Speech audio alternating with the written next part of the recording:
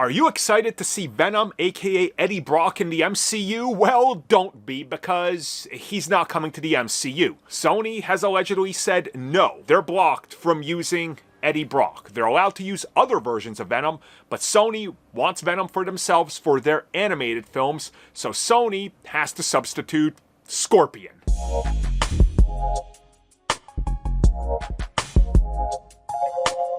Sony will tell Marvel Studios no for Eddie Brock, but you can substitute in Scorpion since you got him and we're not going to touch him, thank God, so here we go.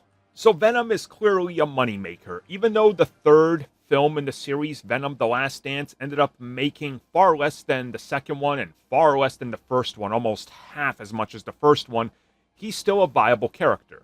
Now, of course, we know that Sony intends to continue to use Venom. They still need to produce Spider-Man films, and that's the Spider-Verse films, but they also are intent on continuing their own attempt to make a Spider-Man universe. We know they said that they're done for now, but they're still looking at the situation and could adjust accordingly. Whether or not that's a threat or a promise, you be the judge. Whatever the case is, we know for a fact that Sony right now is planning to reboot Venom in a R-rated animated form. This would be films that come out after Beyond the Spider-Verse, and we already know that they're working on a Spider-Punk film.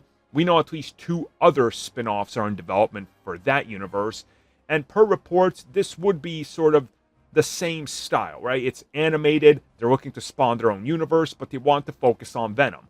Probably because it's been done in the comics, they could also make a Venomverse film, which I assume would sell tremendously because, hey, it's just every character Venomized. Of course, people are going to buy it.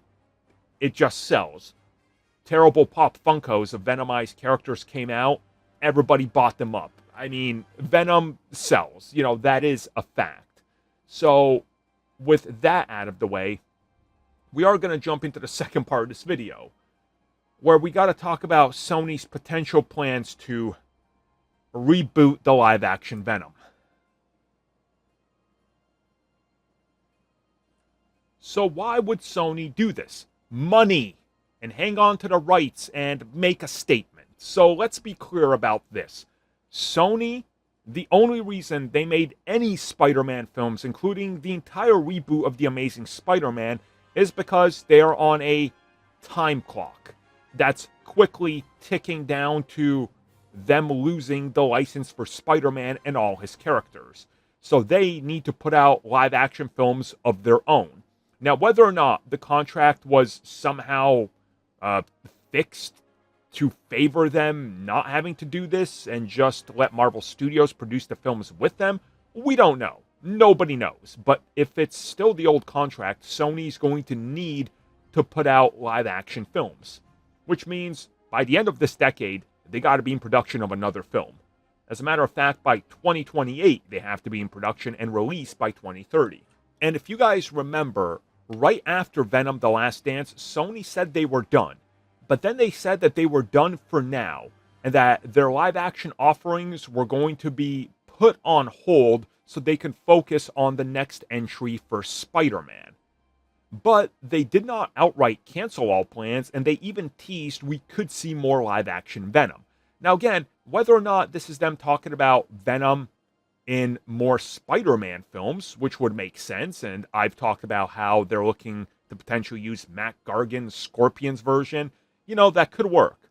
Whatever the case is, they're obviously looking at things a little differently right now, right? So this brings us into why they might want to reboot Venom or potentially even continue it. They perfectly left a symbiote or 2 alive after Venom 3. They have Agent Thompson. His legs got crushed in the 3rd act. Flash Thompson becomes Venom. So, again, they got a couple ins here. But what we're hearing is that they could potentially even want to just straight up reboot everything. Like, from the ground up, attempt Venom again, potentially with maybe their own Spider-Man. Now, this would be a very interesting angle to take because, again, Sony can produce their own Spider-Man film, even when Marvel Studios is making their own Spider-Man films. So, what direction would this go in? Well, that's the thing. Because there's a belief out there that Venom is going to fight Miles Morales.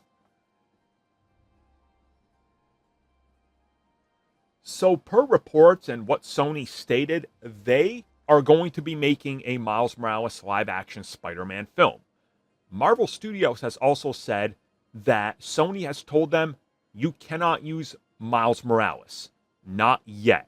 Stay off of that because we're still working on the Spider-Verse multiverse films, but also they openly themselves said once that's done, we will be doing films based on Miles Morales. So Marvel Studios was told no, you can't use them. At the same time, Sony's saying, well, we got live action plans in the bag. So what we're now hearing, and more or less what's been confirmed, is yes, Sony's going to try again with live action, this time by throwing a Spider-Man in there. Beyond the Spider-Verse coming out in the next couple of years, they can start production on Miles Morales, put him out by the end of the decade, and they hang on to those rights. So this is where speculation comes in that their Venom will essentially be a part of this Miles Morales Ultimate Spider-Man live-action universe, and what they're going to do is establish him as Spider-Man's big bad. Now, of course, Miles Morales, when you look at him, he's now in the proper Marvel Comics. He's no longer in his own universe. So what they could do is essentially establish that Miles is a Spider-Man after a Peter Parker. Peter's passed away, just like you do it in the Spider-Verse films. And then he would essentially have to battle leftover Peter villains, some of his own, but then Venom would come into play.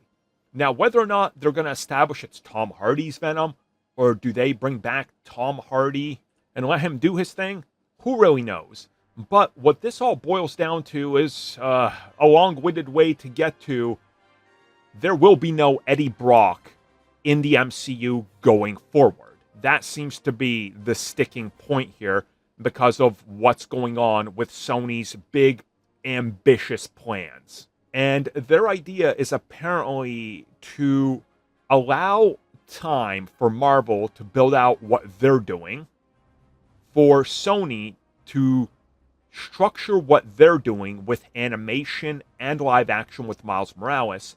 And then when we look at the MCU version of Venom, they would not be allowed to use Eddie Brock at all. There will be no mentions of Eddie allowed at all, and Eddie will not appear in the MCU at all. So here's how the reports go. So if Sony is doing their own Venom, they want to stick with Eddie Brock as he's the most popular one, right? He's the one that people know. Most people just know it's Eddie Brock. They're not even aware of other hosts outside of Peter Parker. So if Sony is moving forward with animated Venom films featuring Eddie Brock, and potentially making a sequel, I should say, to Venom, they're following the Eddie Brock story and then using Flash Thompson. If they produce Miles Morales films and they want to use Venom, they will still use Eddie Brock. And Sony is already interested in doing this and doubling and tripling down on Venom as they know he's a moneymaker. Just look at sales and the hype from Marvel's Spider-Man 2 video game. So this puts them in an interesting position where apparently they've told Marvel Studios, you need to use Mac Gargan, the Scorpion, going forward as your Venom if you want, because, hey, it's been done in the comics, and you can do it, and we're essentially embargoing Eddie from you guys, the same way that we wouldn't let you use other characters like Kraven, because we were going to do our own film. You guys are not allowed to use Eddie at all. We're going to continue to do that while you guys have to deal with the symbiote and Scorpion and whatever else you will. So have at it. And if that's the case, I can kind of get behind this. Don't get me wrong. I would love to see an MCU version of Eddie Brock become Venom.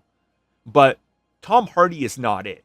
He's already talked about the fact how for Venom 3, he was not able to do many of his own stunts, and it hurt him to literally get out of bed. And it's the reason he's out of shape now, because he's so old and it's taken a toll on his body and doing martial arts and stuff.